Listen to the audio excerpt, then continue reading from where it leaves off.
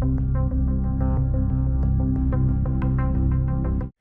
everyone. Welcome to the Power Hungry Podcast. I'm Robert Bryce. On this podcast, we talk about energy, power, innovation, and politics. And I'm pleased to welcome BF Randall. He is a lawyer based in Utah who writes on Twitter at mining_Adams. BF, welcome to the Power Hungry Podcast. Happy to be here. So I warned you before we started that guests on this podcast introduce themselves. So if you don't mind, if you imagine you've arrived somewhere, you don't know anyone, you have about 60 seconds, please introduce yourself. Sure. So I'm BF Randall. I've been practicing law for almost 3 decades now in Utah. I did really well in law school. I've had a lot of opportunities to do things that I enjoy and that I like, and I love science and technology and energy, and I just gravitated to environmental law, energy law, and I've worked at several different law firms over the years, including a really large one of the world's leading energy law firms. I worked there for several years, doing lots of M&A work, lots of energy project work, lots of mining work, pipeline work, gas pipeline work. I'm kind of I always felt like I'm the jack of all trades and master of none, but there are a few that I know really well. So I joined Twitter in March last year. Hasn't even been a year, and I really joined Twitter just to follow the war in Ukraine because it's the most important geopolitical event that I've ever in my lifetime. I think even more than like the Vietnam War. But so I started getting in my feed, energy policy, renewable energy, nuclear power, and I was being flippant and commenting on things because it's so much is just absurd to me. And I started gaining followers, and I one Sunday afternoon I started this copper thread because I live right by Kennecott Copper, and that thing went viral. That had in 4 days that had like 4 million views. It was 4 or 5 million views in just a few days, and I was shocked. I did not understand why that happened because I only had a few hundred followers when I started that thread. So you've become, so if you don't mind, I'm going to interrupt, and I hope you don't mind because I interrupt a fair amount. I'd like to keep the conversations conversational. But that was, I think you're the first guest. I only know your work or you through Twitter. And you're unusual in that, in being a guest on this show, in that that's really the only way that I know about you. But you mentioned Twitter. You already have about 16,000 followers, which I've been on Twitter a long time. I'm not jealous, but you have more Twitter followers than I do in less than a year. And I think about you as in the same category as another Twitter writer named John Lee Pettimore, who has now 38,000 Twitter followers, and he writes about mining, and you write a lot about mining. Your Twitter handle is at mining_Adams, ATOMS. You said you got on in March of 2022. Why did you gain such popularity? I mean, this is one of the things that one of the main question I wanted to put to you is that you and Pettimore, who's been on, I think maybe a little bit longer, but both of you have focused on the metals and mining and minerals issues around alternative energy technology, and you've blown up. Why have you gained so much traction? That first copper thread I put up, I deleted it because it was a stream of consciousness thing. I'm new to Twitter. I'd never done anything like that before. It just came, and I kind of had some rabbit holes. I made some analytical errors. You can't edit Twitter. But it was overwhelming to me. It was way more attention than I wanted to get. And I've spent a lot of time thinking about that question, like, what is going on here? This is really bizarre. And so you're mystified by your own popularity? Is that, I mean? I think so. And I think so many people don't understand just fundamental facts about how things work and how integrated systems work, how industrial systems work together, that when you put factual information out there, people are like, whoa, they're shocked that they're shocked to learn how things work. So right. I can't explain it any other way. I've actually quizzed people, like people that I picked up, in Europe and all over the world, and I asked them what was so interesting about that copper thread, because it wasn't it wasn't that interesting to me. Like, you could watch a documentary about copper mining and learn way more than I put up there. But Twitter enforces that discipline of being short, right? That's one of the things that I think I would say. And the other thing about Pettimore, and I know you've been in touch with Pettimore and you've used his work on your Substack. And by the way, just a quick plug here, BF Randall, he's on Twitter at mining_atoms and on Substack, bfrandall.substack.com. John Lee Pettimore, as I said, has 38,000 followers. He put up a thread in January of 2023 that has 5.3 million views. It starts out as a miner for 40 years. I've worked in various mines around the world: gold, platinum, copper, coal, lead, zinc, oil, and salt. I'm going to tell you something, and here it is. We will destroy the earth in the name of green energy. Follow along, and I will explain.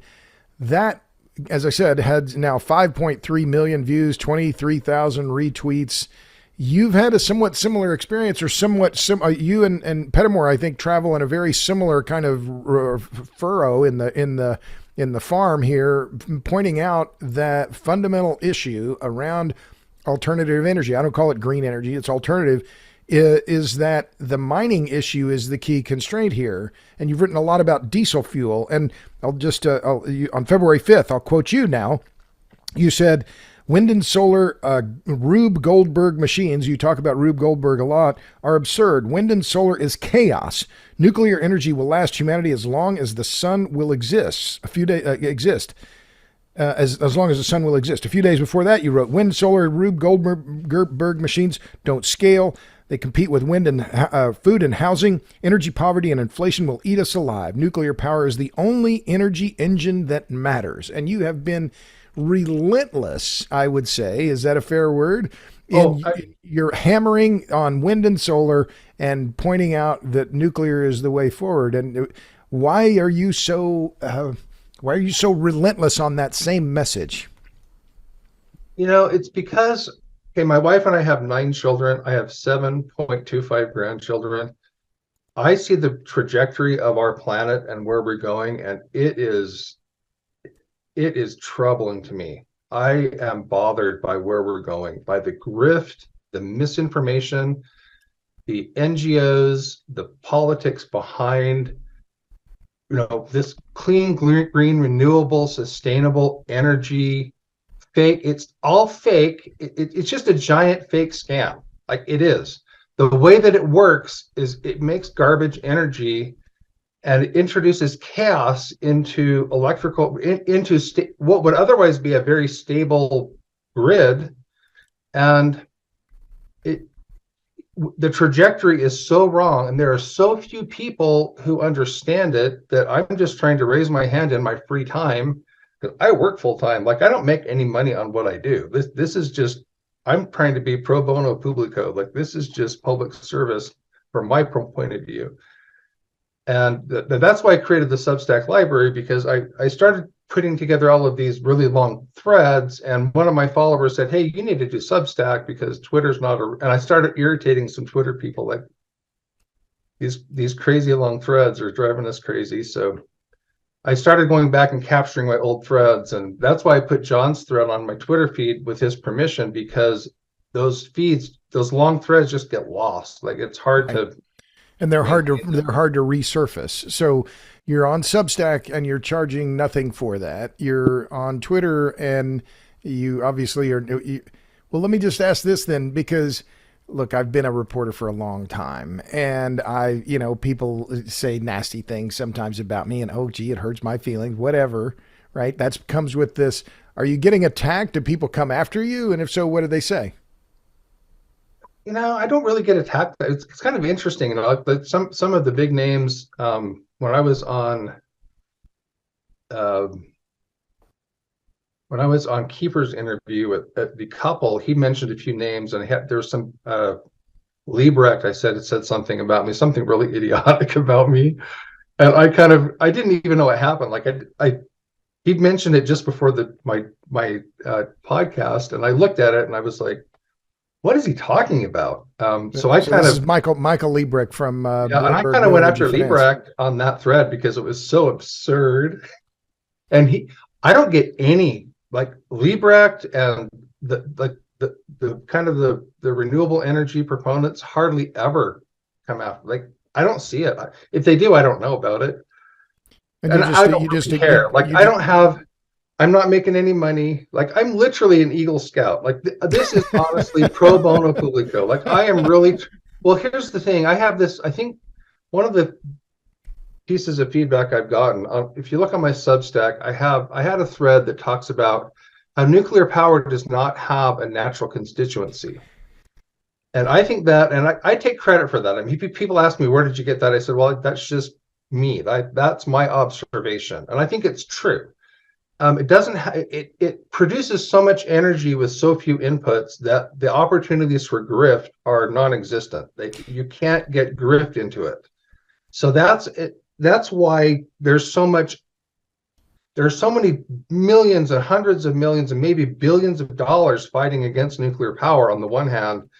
And it's really going to take an educated, energy literate electorate to make nuclear power happen, because it doesn't have, there are a couple of, uranium producers that they don't make money. Like, uranium has been $20, $25 a pound for, like, nobody's making money on uranium. Like, that's an interesting point. I want to follow up on that because it was something I wrote down here, and it was on February 15th. And maybe you've said this before. It was on Twitter. You said, we are being gaslit by entrenched powers. Wind and solar perpetuate fossil fuels forever, quite literally. Nuclear power keeps fossil fuels in the ground. You went on. Nuclear power's number one problem. It produces so much energy with so few inputs that there's little room for grift. Nuclear power has no natural constituency save informed voters. We have a lot of work to do. And I think that rhymes with me, and I've thought about it in similar terms, in that you think about who are the constituencies on Capitol Hill, right? If you look at oil and gas, well, it's the Texas delegation, right? Let's be very clear about has a geographic weight, and the same could be said for Louisiana. Same could be said now for even Ohio and Pennsylvania, right? Those are oil and gas states to some degree, not like Texas or New Mexico or Oklahoma, but still. Compare that with wind. Okay, well, you could say Iowa, right? Charles Grassley's been behind the wind business forever, right? And that's part of his thing. California, they're all in, their constituent, their delegates all in for renewables because that's part of the California thing. But there's no natural constituency or no delegation, state delegation in Washington, D.C. that is in charge or that would come to the table and promote nuclear, except maybe Lamar Alexander from Tennessee. But who else? I mean, there's no state weight, right? As I think about the pure politics in Washington, no state delegation that's going to stand up and say, damn it, we're here for nuclear. We're here to stand up for nuclear. But your point is the constituency is not just about the political constituency. It's more broadly in the American public and in the moneyed class, the big banks, et cetera. Can you explore that a little more about that lack of natural constituency? Because I just wanted to interject my own thoughts about it, because I've thought about that in the same lines, but I think you stated it very well. I think it's all of the above. I mean, it's the supply markets. I mean, there's just nuclear power makes so much energy for so long with so few inputs that look at who supplies uranium fuel, who supplies materials, to that industry to build nuclear power plants. It's a really small market. I mean, just look at the worldwide uranium market, the capitalization of what that's worth. It is trivial dollars. Like, there's so much uranium, and in a fast reactor, like, once we get past our current light water reactor limitations, and we get into Gen 4 reactors, we get into non-light water reactors, and we're able to now circle back and start using depleted uranium, spent or used nuclear fuel as fuel for Gen 4. Like, the story even gets that much more compelling, because the world has mined up not just all the uranium, the used fuel, but behind that is a whole bunch of depleted uranium. So we could actually power the world just on depleted uranium and use nuclear fuel for like hundreds and hundreds of years. I mean, Well, I like that, but I like that point too, and it's one that I think there's a corollary here, and I'm not trying to hog the microphone, although I've been known to do that, but that the material inputs for nuclear are so much lower, right? It requires less steel, less copper, far less, orders of, multiples of less copper, steel, neodymium, iron, boron, magnets, all these other things, these inputs but whereas the natural constituency for wind or solar, you've got the big banks and the big corporations who want the subsidies, right, and can monetize the subsidies. Then you have the corporations, obviously, then they can sell the power, and then you have the NGOs who can raise money. The climate-focused NGOs can raise money around the deployment and get money from the corporations. That it reminds me of my friend Chuck Spinney's line about the self-licking ice cream cone. You've got this whole system of networks, the constituencies that want to, well, I'll use your word, make room for grift. Am I hitting it correctly there? No, and don't leave out the mining industry. The mining industry loves unrenewable energy. I mean, if you're a copper miner, like when I was working at Lisbon Valley Copper down in southern Utah, where I did that as outside counsel for a long time, all of that copper they made, I mean, millions and millions of dollars, they were selling that. That was grade A 99.9 cathode. And it was going to a rod mill in Missouri, and they were turning that all into wire for wind turbines. Because it takes a really high grade copper to make the windings, because the windings have to be, the wire has to be thin and it can't break. If there's any impurity in the cathode, the wire breaks, then the rod mill, like, you've just lost. And they need that wire for the generator inside the turbine. So don't get me wrong, the mining industry loves wind. Are you kidding me? We're talking about millions, and the demand on the copper industry, that is a huge market for them. So don't overlook everybody, the supply chain, everybody, the miners, the wholesalers, everybody in that whole supply chain loves wind and solar. Because there's so much to be sold, right? There's so much material in that supply chain because there's so much stuff to be moved. The trucking industry, I guess I'm thinking out loud here, trucking industry, the jobbers, this would be good for them. A guy that I know, a former client, he invented the space frame wind tower, which is a structural steel wind tower. And GE Wind ended up buying that for millions and millions of dollars. And it was the theory is, and they never commercialized, I don't know why, but the theory is, in terms of structure, the tube idea is not scale. You lose your scale. You cannot make that wind turbine structure out of a tube. You can't. There are engineering limitations on scale, but if you can make it out of structural steel, think of the big radio towers that are structural lattice, Right. And he invented that kind of a tower for wind, and you can put all the steel in a container and ship it worldwide. Kind of was the idea. My father's a civil engineer in the steel business, and he actually partnered with these guys. And my father has 2 or 3 patents in his name. And he because he's a civil engineer, he does a steel fab and erection. He added to what they had done, and he ended up on the erection side coming up with innovative ways to erect this tower. And that company made, in the sale to GE Wind, they made millions and millions of dollars just kind of inventing a new mousetrap. Again, the market, the opportunities are enormous if you can get into it. There's so much competition to get into that market, and everybody gets paid. Well, it's interesting. You're making me think about this in a different way. And I've followed the land use conflicts for a long time, right now for 13 years, people opposing these projects, but they are getting, in many cases, steamrolled by big moneyed outfits, some of them foreign corporations. But you're making me understand this in a different way about the momentum that is behind the wind and solar push, that it's a very broad-based, convenient, broad-based constituency that gets paid by building more wind and solar, and but they don't. But they're one of the points that I'll come back to you, or that you said about chaos energy, garbage electricity. That doesn't matter to them because they're not the ones operating the grid. So it doesn't. So they only get paid to build stuff, and the result of it isn't their problem. Is that one of the things that really is motivating you on this? Oh, yeah. Well, it's the mutual exclusivity. I mean, one of the things I see on Twitter, even people who are pro nuclear power, they also say, "Oh, well, let's play nice and let's, oh, don't piss off all of the above." And it's yeah, like, right. okay, if you go with all of the above, you're going to have how much more transmission and how, like, you lose the benefits of having nuclear power alone. You don't need all that other stuff. Just do nuclear power because it will do everything all by itself.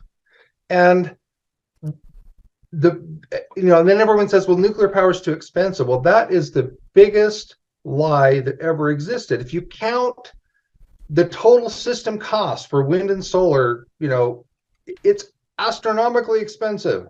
But that's not how they do it. They say, oh, well, we'll use magic accounting and prove that it's lower cost.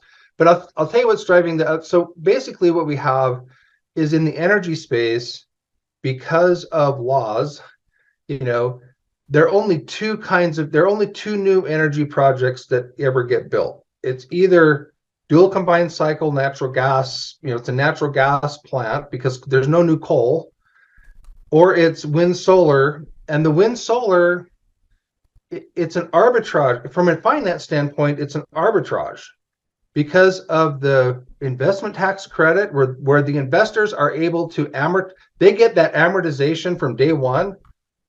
Like they're able, because of the investment tax credit is an amazing arbitrage.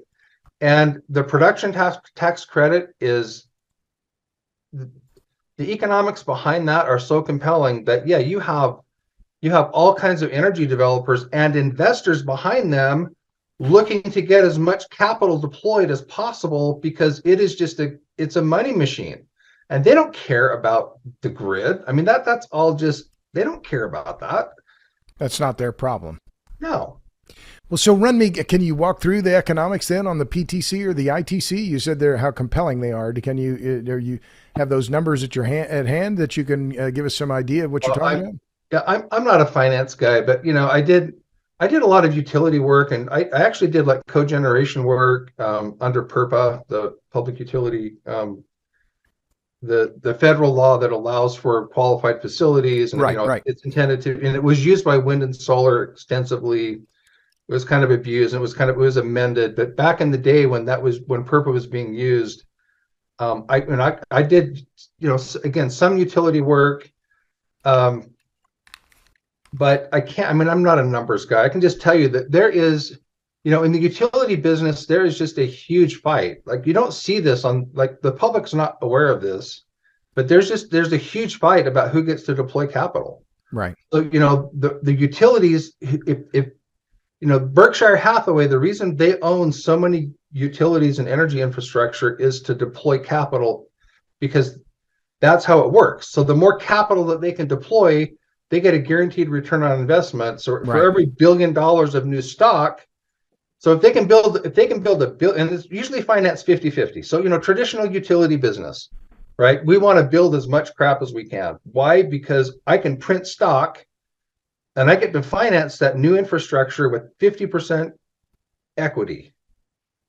So if I have $1 billion project, I can issue $500 million of new stock, and I get a guaranteed return on investment forever. I get 6% ROI on that. From either the regulator but if they have the PTC or the ITC, they add that on top? Oh, yeah. Well, I'm getting to that. So, traditional utility is Berkshire Hathaway wants to print stock. And then we're going to go, the other half we're going to finance with debt. So and that's the reason the utility works. Like that their business is to build infrastructure and print stock so they can get money forever. Like they get a guaranteed ROI on equity, like forever. And then they get all the benefits of appreciation, and it's a great investment. So, but when wind and solar came in, you have a different set of investors. You have other investors competing with utilities for the right to go finance stuff. So there is a big fight. So that's why integrated utilities want to build as much wind and solar as they can, but they want to do it inside the rate base. Right. And there's this whole fight going on. And yeah, but the ITC and the PTC are a big and huge incentive to just build as much as they can wherever they can. Right. And the numbers are, and I wrote about this I think it was in the Hill a few months ago now. It's the total dollar number for the PTC and the ITC between now and 2030 is something on the order of $240 billion, $250 billion. It's just a massive amount of tax credits, or call them what they are, subsidies.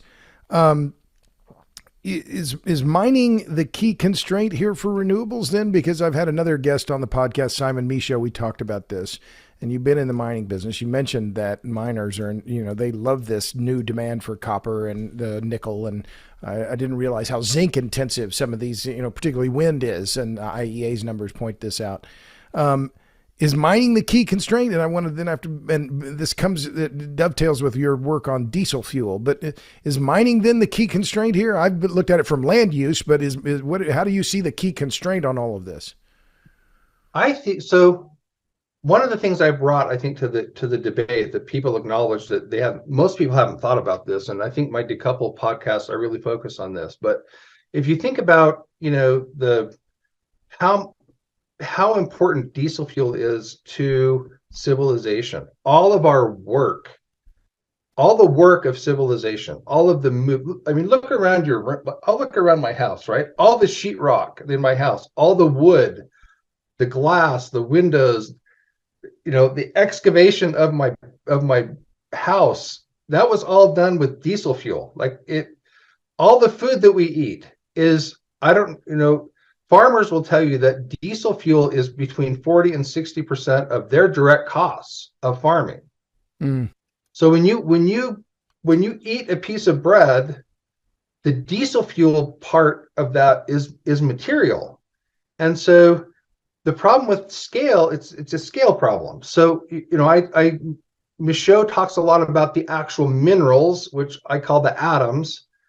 And the truth is, I don't think we're going to ever run out of atoms. It will just get more expensive. But the limiting factor, I think, ultimately is diesel fuel, because diesel fuel is such a small fraction of crude oil and farming, agriculture, mining, transportation, trucking, and logistics, it's all based on diesel fuel. So if you start mining up, if you double or triple the world's mining, you're going to double and triple the demand of diesel fuel, and that's going to necessarily result in doubling or tripling the amount of crude oil necessary to support that. It will also make diesel fuel go up and gasoline go down, because for every gallon of diesel fuel we make 2 or 3 gallons of gasoline. It's automatic. So you can't scale it without starving to death. With the inflation, just think about the inflation that happens when you start, and then all of this government stimulation, and the Inflation Reduction Act and all the construction behind that, all the earth moving, and it's so much demand on diesel fuel that that's why the petroleum industry just goes nuts, because the diesel fuel demand is so huge. I want to interrupt you here, because you wrote, and it was in November. Now, diesel fuel prices have come down somewhat in the last few months, moderated a little bit. And last fall, there was a lot of concern about even shortages. But you wrote a piece on Substack, and it was called "Crude Oil is like raw milk, and diesel fuel is the cream." Yeah, this is really good stuff, so I want to read the whole thing, if you don't mind. The worldwide Rube Goldberg machine, wind solar battery deployment, is the biggest fossil fuel sucking monster the world has ever seen at the planned scales. And the looming diesel fuel shortage will wreck everything. You continued, distillates, especially the diesel fuel fraction of the crude cream, is like civilization's blood. Without it, most modern humans would die in short order. We can't live on skim milk. We do enjoy cars, but these are toys compared to the real work required to sustain civilization. Distillate is a precious form of chemical energy battery. Do not waste distillates. Diesel and jet engines combined with hydraulic fluid perform perhaps 85% of all civilization's work.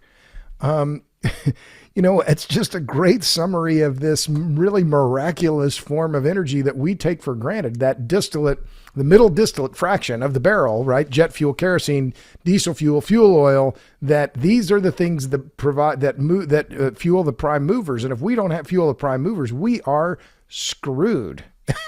Well, and then as we inflate the prime movers, we have energy poverty. Like don't waste it. Like, why waste it? Getting back to nuclear power, we do nuclear power alone.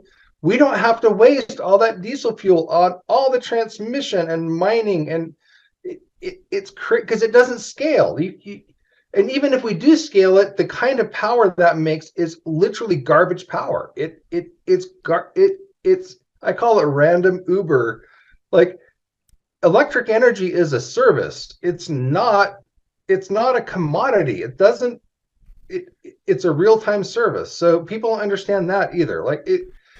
Can I interrupt you? Because I'm so glad you said that, because this is something that I didn't I'd heard before, right? But I didn't really understand it till I went to Beirut. And in our first film, Tyson Culver and some of our colleagues went to Beirut, and the generator mafia, they don't sell electricity as a commodity. They sell it as a service. They ask, how many amps do you want? How much power do you want? We will deliver you power. You use as many watt hours as you want. We're not going to put a meter on your feed.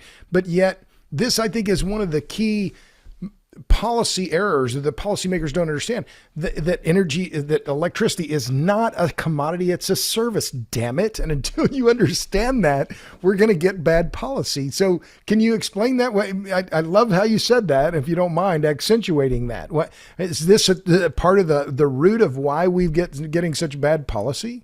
It's insane. I have an article on my Substack where the best analogy I could come up with is Uber.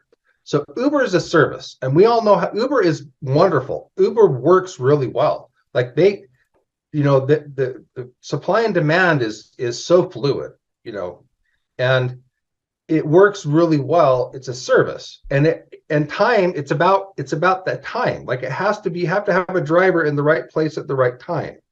So electrical energy service is exactly the same.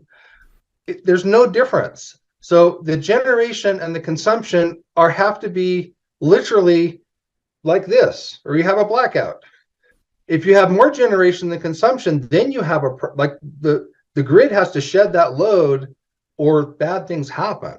So you have to have constant matching of consumption and production constantly. And we've worked it out. Before wind and solar, we had this nailed down. Like, we know how this works. It's very predictable. And when you add, and there was accountability in the system because we had an integrated utility that owned the whole thing, right?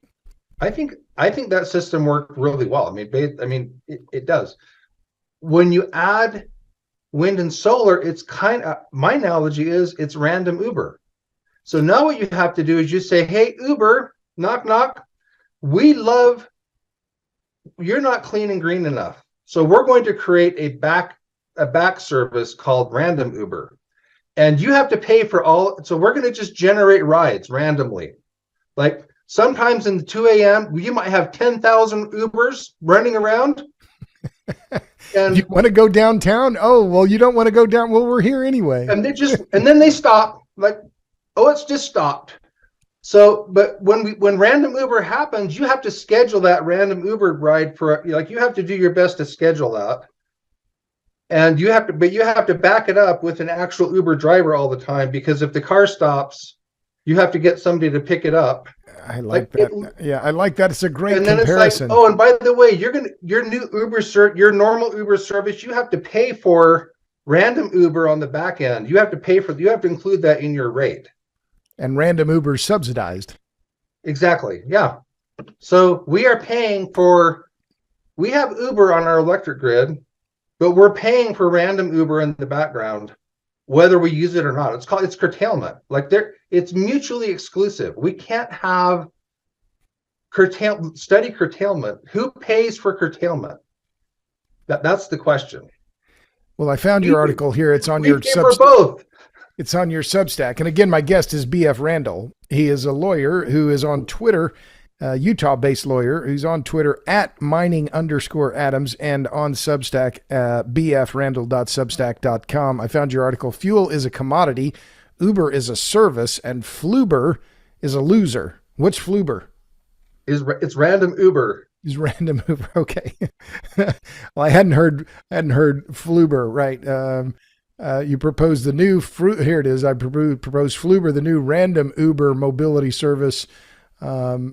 Got it. Well, so I like that way you've described that. I've thought about it in taxi terms, right? If you had a taxi service and you had one taxi that only worked when the wind blew or the sun shone, but you'd still have to have another taxi that was still there. But I like the idea of Uber because it's clearly a service, right? And it's clearly a time-defined service. You need it now because I got an appointment downtown. I can't go tomorrow. I can't go at 3:00 when that might be convenient for you. I got to go now. But you have to maintain the two fleets, the random Uber and the reliable Uber. I like that. That's very good. How much more, like if that literally were true, how much more would your Uber ride cost? 2, 3, 4 times more than you're paying now? Probably. Well, it's interesting because just yesterday, a friend of mine, in fact, it's a guest on my podcast, Roger Pilkey Jr.'s son here. He lives here in Austin and he doesn't own a car. He just he came over to the house, but he did Uber. He Ubered over here and he found it's cheaper than having a car, and and that's good for him, right? He lives downtown in a high rise, and so he's kind of one of the, he's one of these millennials or Gen Zs. I don't forget my millennials and Gen Zs all mixed up, but it was even more convenient for him than owning a real car. But if to your point, if he had to pay for the random Uber and Uber again, it wouldn't have cost him $10 or $12 or $15 a ride. It cost him substantially more than that. So I like how you talk about diesel and the diesel engine because Rudolf Diesel is one of the most, great inventors of all time who apparently they committed suicide by jumping off a boat in the middle of the ocean. You also, but on your Substack here, you talk about nuclear power, and you describe your own bio, or you put it this way: nuclear power equals the single best solution for humanity's extensional and interrelated geopolitical, economic, and environmental problems. Mining plus energy equals life. And then you quote John Moses Browning, who I understand is a distant kin of yours or from way back. John Moses Browning equals simple always works best. Browning designed as a firearms designer, designed the model 1911 Colt. So he grew up or designed the 1911 Colt and some other things in a house that's not far from where you live in Utah. Tell us about that. Yeah, so John M. Browning is my, I don't know how many greats back, but he's my grandma's grandma's brother. So great grandfather then, would that be right? Yeah, so Jonathan Browning is my third great grandfather. Or great uncle, maybe. If he was your grandmother's grandmother's brother, then he would be a great uncle. Then is that right? Yeah, something like that. Okay, got it. So, but I kind of, as a child, I grew up with John Emperor. I grew up with my grandma. She lived till I was 20. My great grandma. All the stories, and it just kind of made impressions on me. But one of the things about the genesis of John Browning that I haven't really told this story before, but maybe it's worth. I'll give a short version. Yeah. So John Browning barely made it past 6th grade. He grew up in the 1850s, in Ogden when, it was frontier Wild West days back then. And he hated school. And so his father was a gun maker. He had been a prominent gun maker in Nauvoo, Illinois. And he opened up a gun shop in Ogden. And Ogden was also the place where both the railroads, the advent of the railroad, Ogden was the epicenter, an Ogden station. So the gun shop was very close to Ogden Station, the railway station, and it saw a lot of business. But it was a repair shop. Like they repaired firearms, and John Browning loved that. That's what he did. He grew up with his father in the gun shop repairing firearms. In his mind, though, he's a mechanic, right? So somebody brings in a broken firearm, take it apart, find out how it's supposed to work, find out what's broken, fix the broken thing, put it back together, it works.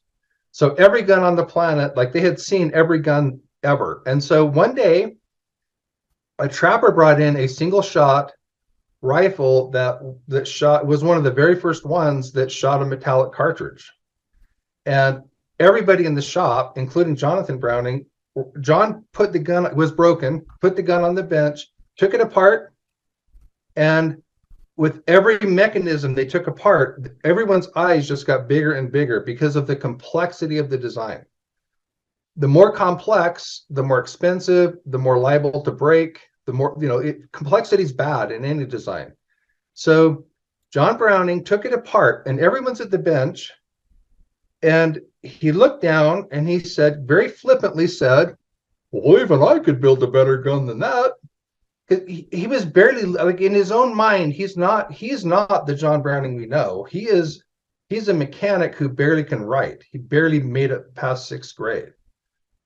And Pappy, his dad, says, well, then why don't you try? And John paused.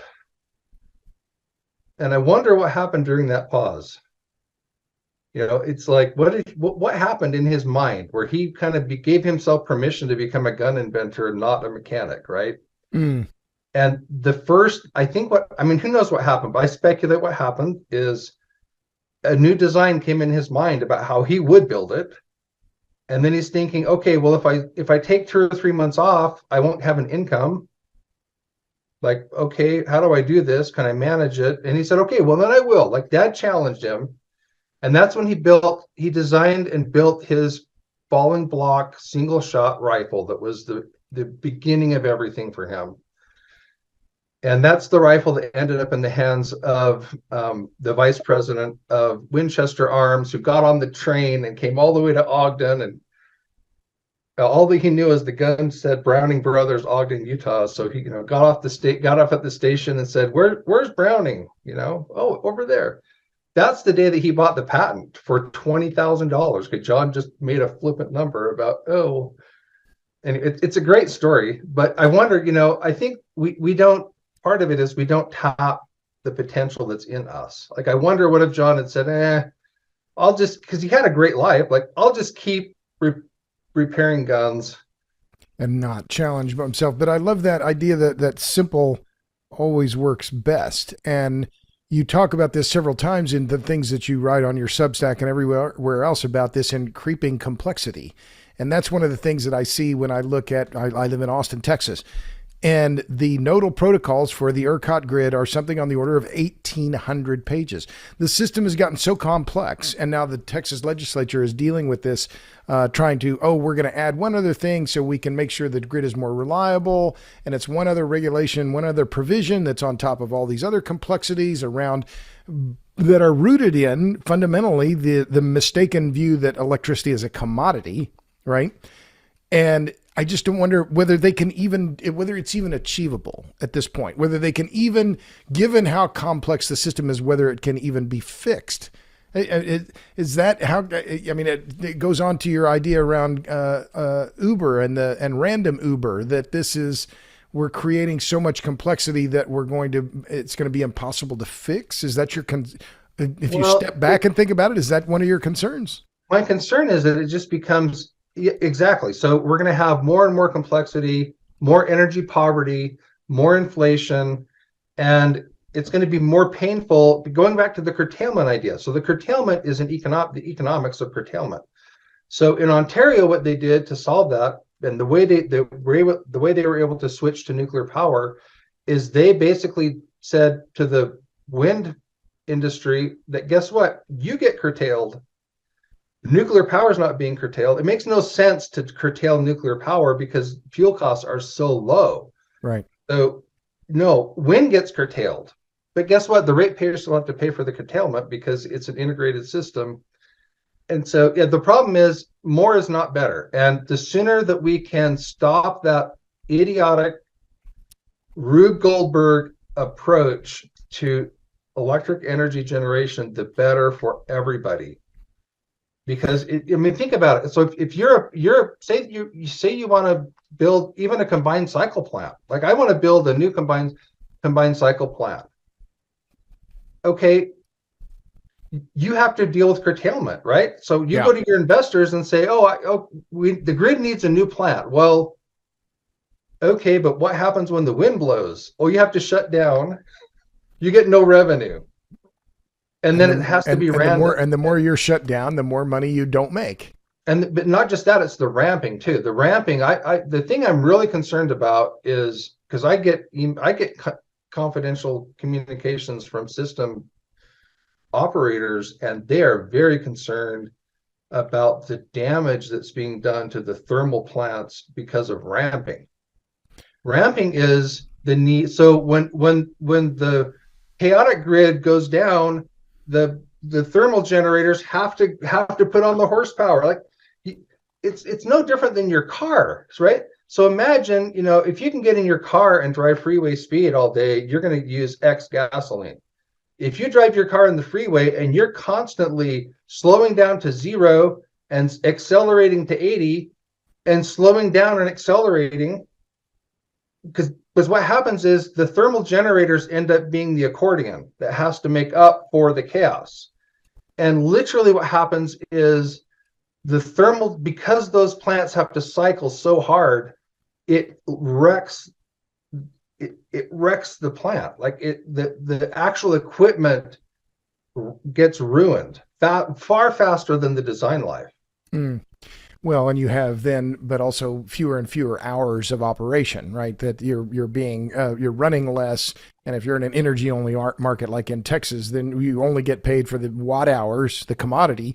Then you're running less, so you're making less money. I just looked it up. Ogden was where the Union Pacific and the Central Pacific Railroads met at Union Station, and it is also home to the John M. Browning Firearms Museum. One of the things I looked up, I didn't realize that Browning was the designer of the Colt 1911, which is one of the model 1911 Colt, which I looked it up, is undoubtedly the most copied firearm design ever. And it was not called the 1911 Browning, but Browning was working for Colt at the time, and they bought the rights to the design. But that's a great, it's a interesting family history. I was just curious. So, are you a gun guy? Is that one of the reasons why? Is that does it have any significance for you other than that? Yeah, I mean, not crazy, but yeah, I've got some 1911s. Oh, okay. Well, fair enough. So, what is behind? Again, my guest is BF Randall. You can follow him on Twitter at mining_Adams and on Substack bfrandall.substack.com. As you're talking about these things, and it's obviously you're passionate about it, I've given a fair amount of thought myself to what drives this ignorance, right? What is, yes, there is some grift, as you say, right? That's your word, the grift and the money that is behind this. But there seems to me a broader cultural issue, and it's around, I would say it's lack of the decline in church going, traditional religion in America, right? That climatism is one of the ways that people find meaning in their lives, and a lot of similarities between traditional Christian belief and sin, and the same with climate and energy use. But is it also about the ignorance of the public, that the scientific illiteracy and innumeracy of the public? Because that's the other thing you say, is that we have to, what is your line, that we have a lot of work to do, but that's around education. But is this lack of scientific and mathematical literacy, is this part of the problem, or is that how do you attribute the broader ignorance in the general public to these issues? Boy, that if I knew that, I'd have a different career. I kind of have a theory about that, because I watched, in the 1990s when I was in private practice, doing energy work, I watched how this developed, and it was really interesting. My theory is, and I haven't written about this, but I think it's actually a valid theory, is when Facebook came to be, and when eBay came to be, even before Google, right? And then Google piled on, but those data centers use so much electrical energy that in this context of climate concern and climate change, that industry had an existential problem, because they had to justify their electrical energy use in a grid that was predominantly fossil fuel and coal. Mm-hmm. And they ended up having a major problem. And so the way they solved it is they went back to the Enron concept of renewable energy credits. and they collectively were able to change state laws and really fundamentally change how integrated utilities work. And they were able to get wind and solar as their theory about how they're going to green themselves. It's a giant greenwash. It's a perpetual, enormous greenwash scheme.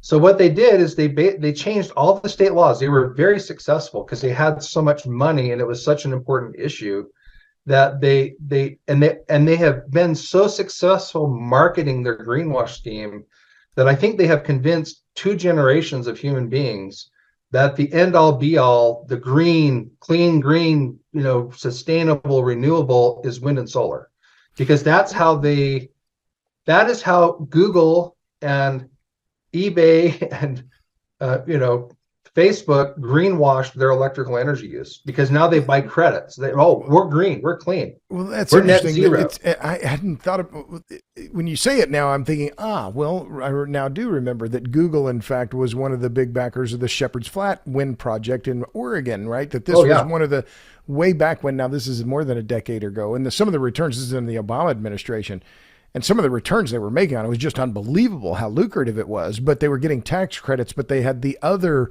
benefit of saying, oh, well, see, we're big wind producer, we're big wind buyers. They're doing the same thing in Oklahoma. One of Google's biggest wind data centers is in Pryor, Oklahoma. I'm from Tulsa, so I know about the Oklahoma, but they're buying a lot of wind energy from the Grand River Dam Authority, so they can make these claims. But what I heard you say, BF, is that part of the blame, or you're putting a significant part of the blame for this, I will use the word infatuation, this devotion to wind and solar, you're putting at the feet of big tech.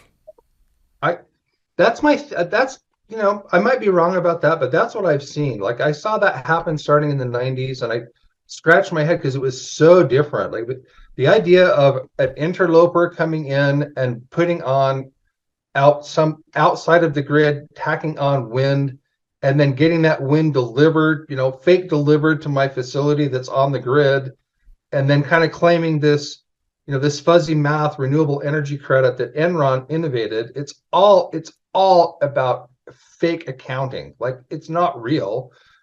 And the other one I'll point to, just even recently, like the one of the projects that just makes my brain explode is the Travers Solar Project in Canada. And it is sited at 52 degrees latitude. It is sited near Calgary. 1.3 million Chinese solar panels out on the plains in the blowing wind at 52 degrees latitude, with the snow and the wind, and the absurdity of that. Guess who's behind that? Google. Google is the buyer of all that fake power, because they're trying, again, it's an enormous greenwash scheme. That's what I see. We are just brainwashed, and they have been so successful. Big tech has been so successful at greenwashing themselves that in the process, they have brainwashed generations of human beings into thinking that is the end all be all. Well, so that's an interesting point. I'm not convinced. I'll say that. But I'm not saying I'm not convinced. I think it adds some texture to this. But I came across in my 4th book, and I know I'm interviewing you, but I think it's germane here to what we're talking about. In my 4th book, Power Hungry, I cited this essay that was written in the 50s by C.P. Snow, who is a British scientist and novelist.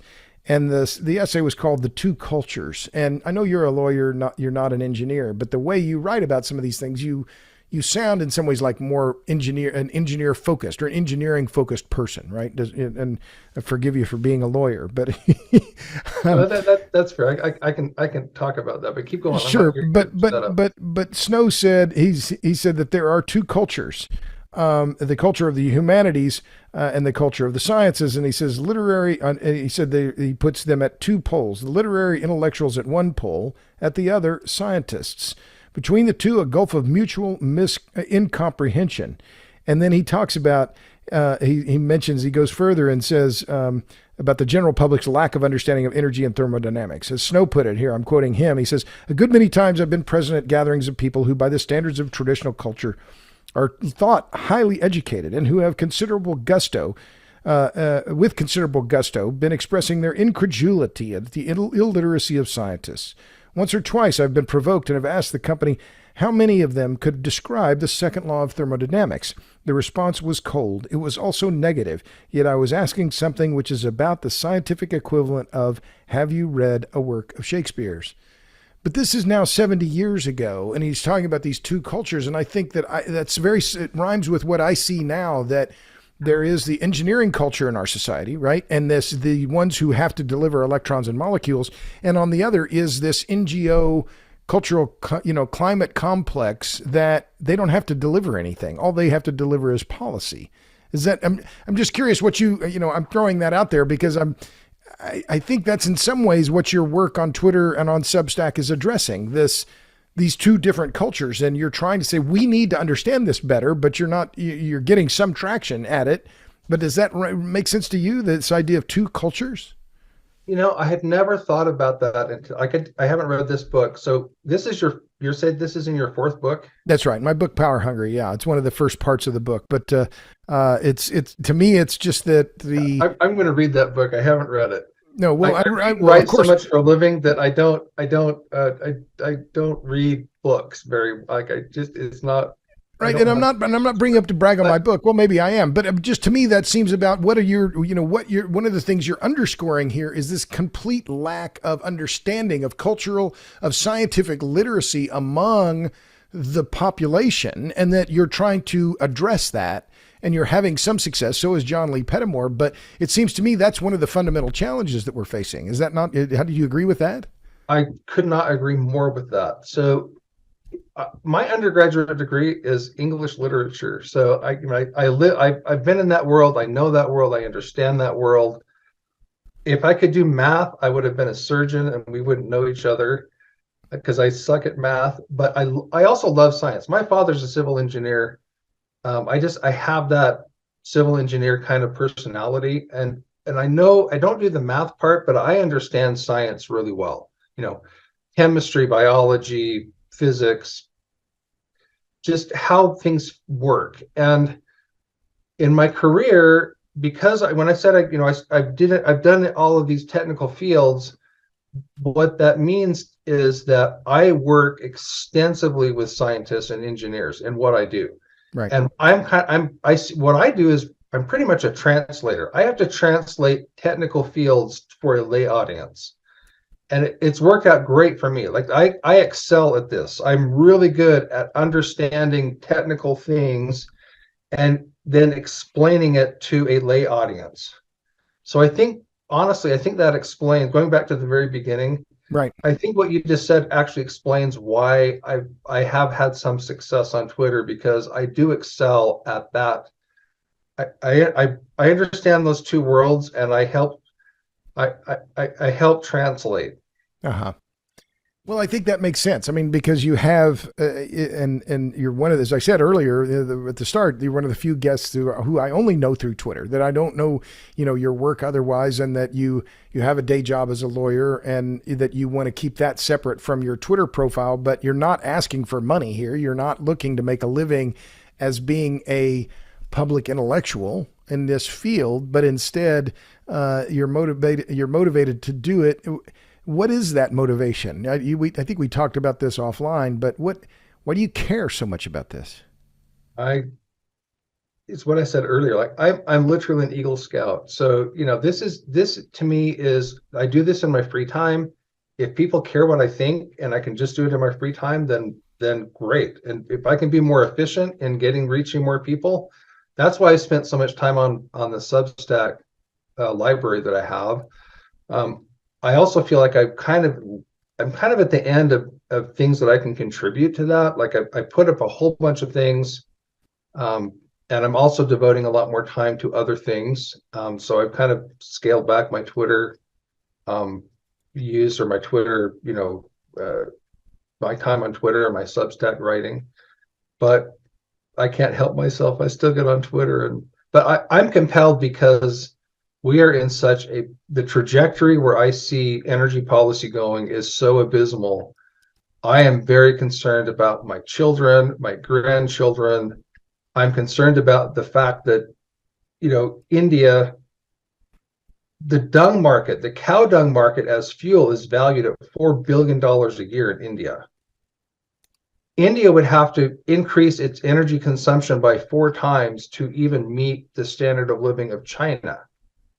So the amount of energy poverty in the world is astronomical. And yet, if developed nations could systematically deploy nuclear power, we would have a renaissance. It would be,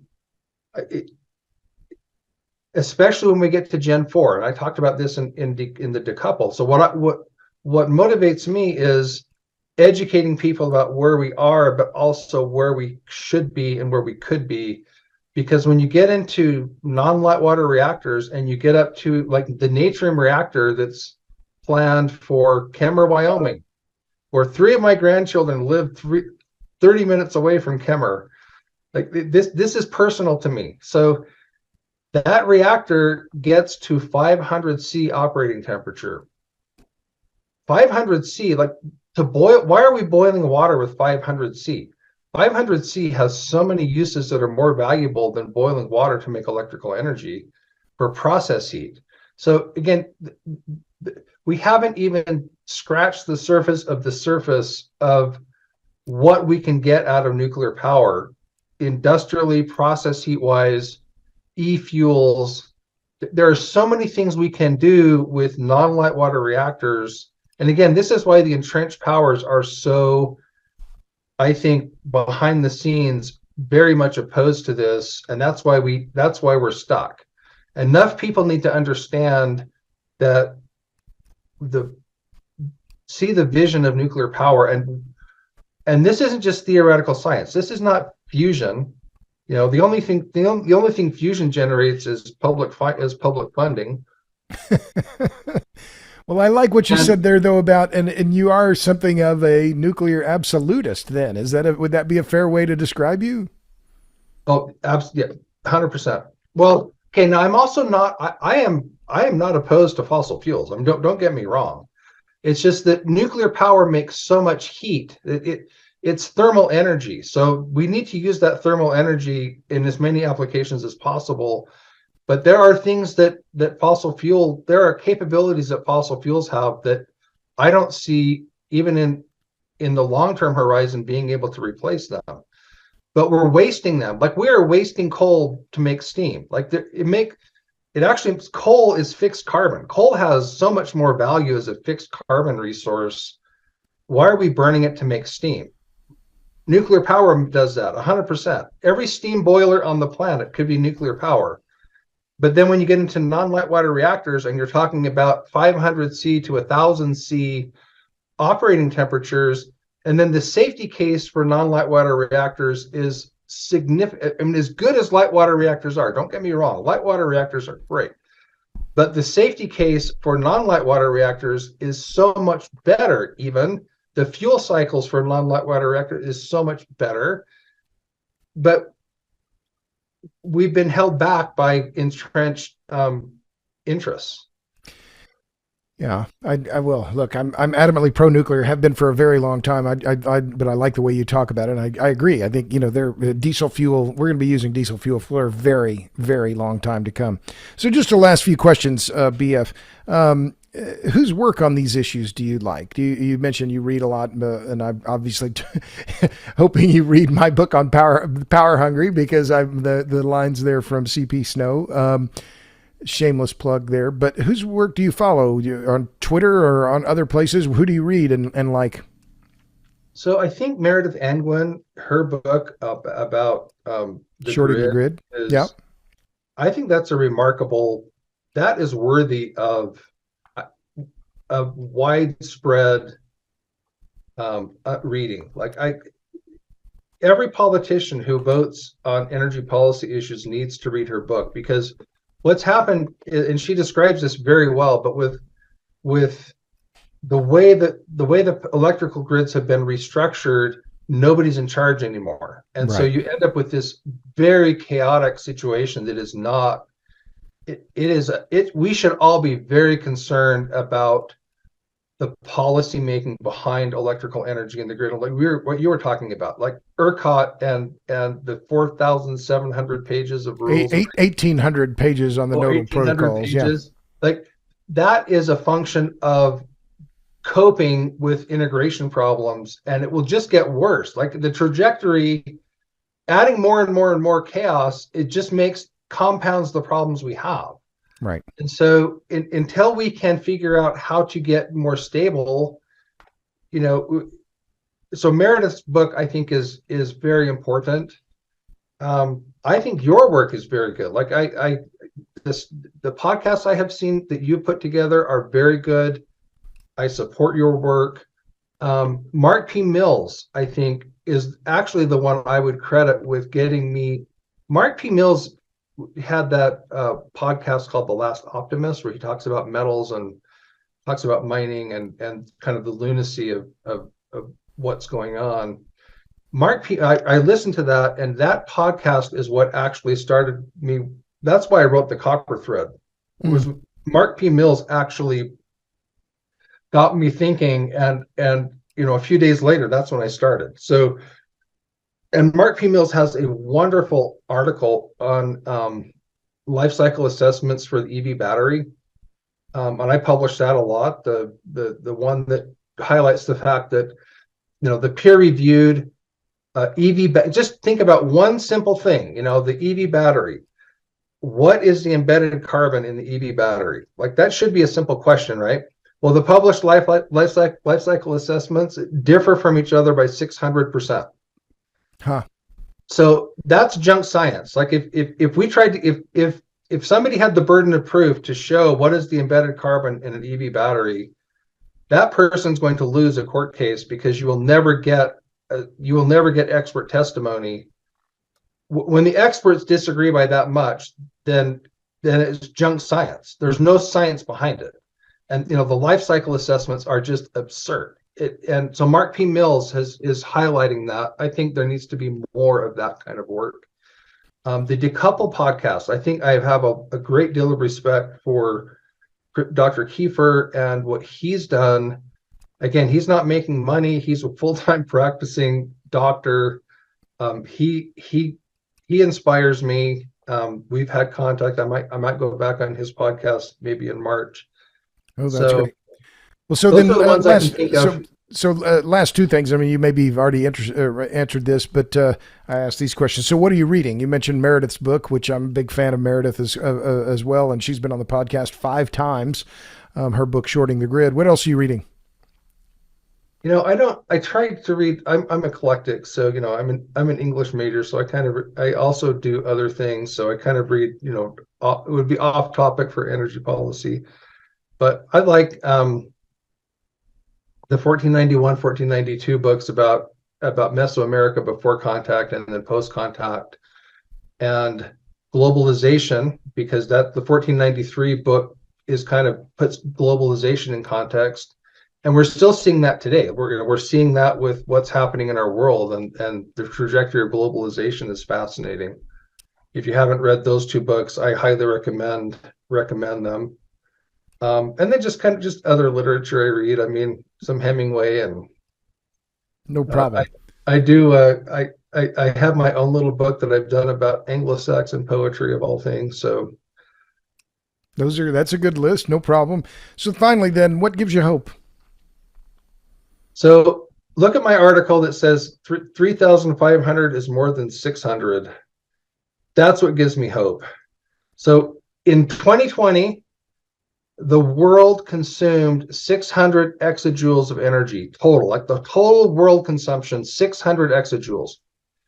In that same year, humans mined enough uranium at like a $30 a pound market price, 3,500 exajoules. If we were able to put that same uranium in fast neutron and non-light water reactors and get all the energy out of it, because light water reactors only consume about 5% of the energy in uranium. And people talk about, well, nuclear waste. Well, no, it's used fuel that is going to go into a new fuel cycle. So stop thinking about it that way. It's a resource. But we mined enough uranium at $30 a pound to make 3,500 exajoules of thermal energy. Or 6x what overall primary energy was. 6x more thermal energy than we consumed uranium is so abundant, and fission produces 6 orders of magnitude more energy than combustion. So why is my handle mining atoms? Well, it's simple. Like, why are we mining atoms when we can be splitting them? Splitting atoms is so much more efficient than mining them. We're doing it wrong. Like, mining will be with us forever. It's inevitable. So let's not. Why are we doing it the way we're doing it? Like, we don't have to. 6 orders of magnitude, log scales, 6 orders of magnitude. That's what gives us hope, and that's why we need to be focusing on nuclear power only, like that, because we want to have the benefit of the savings of all the other crap. We don't want that. We want the savings. We want to put all the investment into nuclear power alone, because that's all we need. Well, I think that's a good place to stop, and a fairly stirring homily there. If I can, I don't mean to, but no, I think you said that. I love that line. Why are we mining atoms when we could be splitting them? I think that's a great line. I like that quite a lot. So my guest has been BF Randall. He's on Twitter at mining_atoms, and he's on Substack, bfrandall.substack.com. BF, it's been a pleasure to connect. We chatted a little bit on the phone before, but really happy to have you on the Power Hungry podcast. Thanks for coming on. Thanks for the invitation. And thanks to all of you out there in podcast land for tuning into this episode of the Power Hungry podcast. If you're so inclined, give us a 5-star, 6-star, 24-star rating on your favorite podcast channel. And be sure to tune in to the next episode of the Power Hungry podcast. It might be as good as this one. Until then, see ya.